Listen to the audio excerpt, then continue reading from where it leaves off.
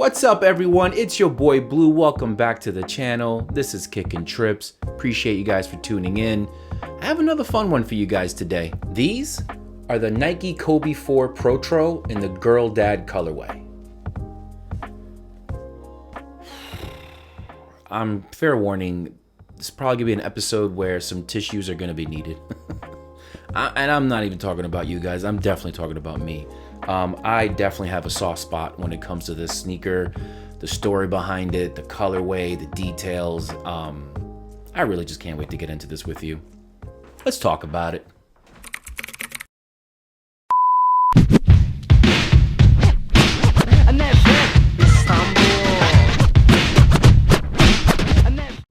Now, before we get into this little story here today, let me start off by just saying I was not a Kobe Bryant fan to start. Whoa, hold up, don't leave, don't dip off to another video yet. Let me explain, things change. Let me start by saying I'm a Knicks fan. You're probably wondering, what does that have to do with anything? Being a Knicks fan for the last, count my years here, 30 something years, we've been through a lot of misery. And the reason is Michael Jordan. Now you're probably wondering again, what does Michael Jordan have to do with this story? I hated Michael Jordan. As a Knicks fan, he probably stopped us from getting a chip at least 4 or 5 times. I have not seen a chip because of Michael Jordan. So again, you're probably wondering, what does this have to do with the video, Adrian? When Michael Jordan finally was getting towards the end of his days, and I saw Kobe come into the league, I'm like, who's this young kid coming out of high school real cocky, right? He's sticking his tongue out. He's doing Michael's moves. He's the next Michael Jordan. They were always looking for the next Michael Jordan. So of course, I hate Jordan because he stopped my Knicks. My Knicks started to suck really bad. Kobe came in. He was basically sticking his tongue out, doing moves like Mike. They called him the next Mike. Automatically, I hate him. But things do change. I'm gonna get back into that part of the story in a little bit. But as far as the sneaker, this is where things started to change for me. When it came to Kobe Bryant though, and that was his story started to change. And I can't wait to talk about that for a little bit too. I feel like Kobe had eras. In his number 8 days as a rookie, he shot 4 air balls in a row in a playoff game. No fear, he kept taking that shot. I respected that. After winning 3 straight titles with Shaq, when they lost what could have been their 4th, he just came up to Shaq and was like, listen, if you was in shape, we would have won 4. I respect that, man. So when things finally came to a head, Shaq and Kobe parted ways. Shaq went down to Miami and he actually was able to get that 4th chip. The next season, when they asked Kobe what his motivation was, he said to get 2, so I could have 1 more than Shaq. Man, I respected that. In that Kobe 24 era, when he was able to get that 4th and 5th chip, I remember he got up to the podium and they asked him what it meant to him. And he straight up just stood there and said, just got 1 more than Shaq.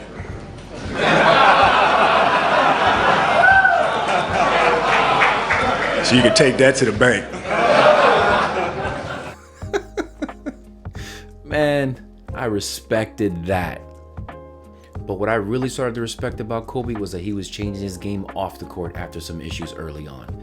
He was all about his family, all about his 3 daughters, and as a father of 2 daughters myself, I felt that. I remember there was an interview once where they asked him, hey, you have 3 girls, you ever thought about going for a 4th kid to see if you can have a boy? And he said, no way. He was like, I have 3 girls, I'd have 5 more girls if I could. I love them, they are amazing. I'm a girl dad. Man, I felt that. I respected that.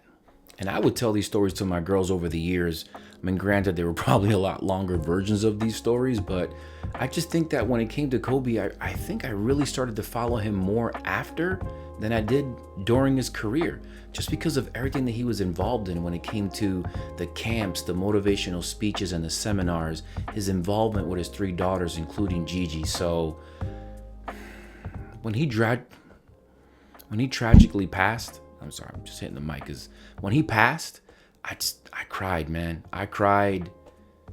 I just bawled out because even though I didn't know him, I just felt it. Like, I just felt it as a father of girls. It hit home. And I mean, obviously the whole nation, the whole world broke down that day, but yeah, I'm gonna have to cut this right for a second.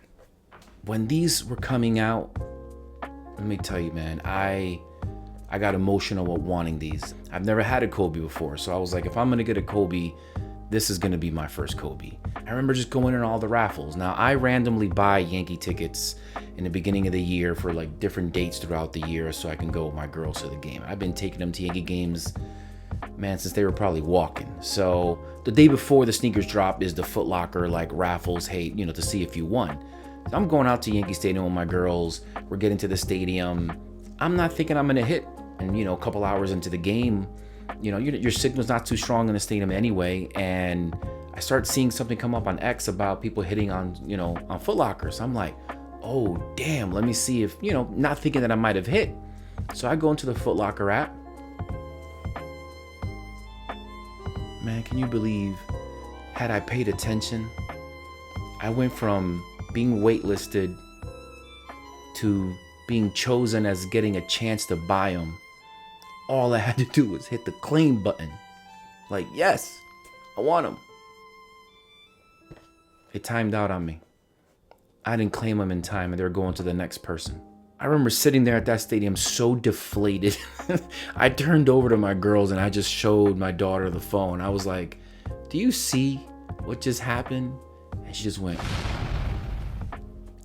Yeah, I was probably like the L that's hurt the most. So of course, the next day on sneaker days, I'm taking L's right across the board on all my raffles and on sneakers. So at this point, I'm super deflated. You know, a week goes by and it's Father's Day. I go to dinner with the girls and I probably tell the story like 2 or 3 times during dinner about how sad I was and how it happened and how I wish I would have been paying more attention to my phone so I could have got them on Foot Locker. But as I'm telling the story, I could just see them like kind of like side-eyeing each other, like, you know, some like smirks on their faces. But at that point, I'm not really thinking much about it because, you know, my girls get me really cool stuff for Father's Day. You know, I usually get some mugs or some Yankee memorabilia. There was one year where they gave me this really cool Batman toilet paper holder. Yeah, that thing's pretty awesome. I'll show you guys that a little bit later. But I'm thinking like maybe I'll get some socks. I mean, I've been dropping hints about socks for a long time. And you guys know I love my socks, so you know, I was probably thinking something like that. So after dinner, we're rounding up to say our goodbyes. I'm by my car, and my daughters are like, "Hey, Dad, close your eyes." So I'm like, "Oh, okay, they got me something sweet."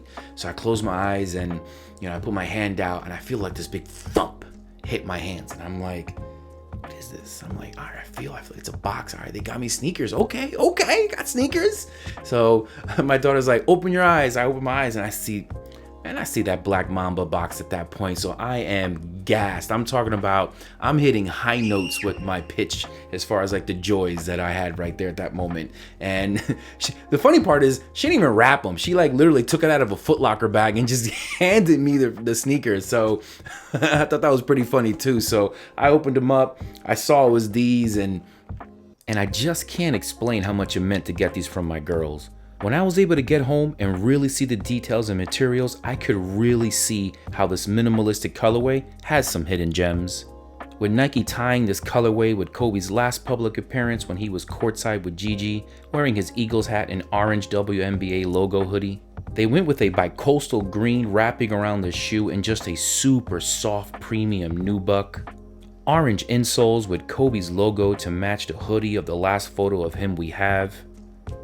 Translucent soles with black laces and swoosh, chrome heel tabs with Kobe's signature on the right outer heel, 24 debossed on the rear, and to top it all off, Girl Dad embroidered on the inside of each tongue.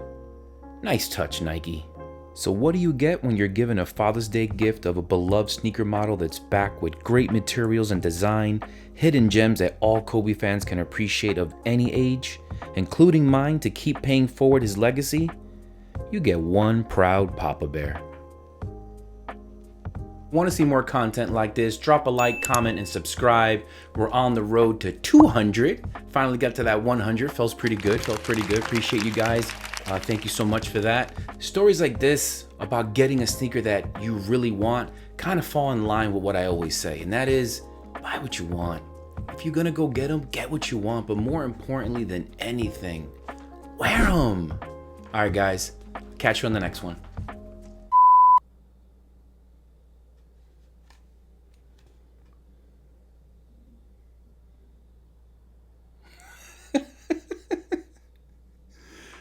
Tell me this thing isn't awesome. All right.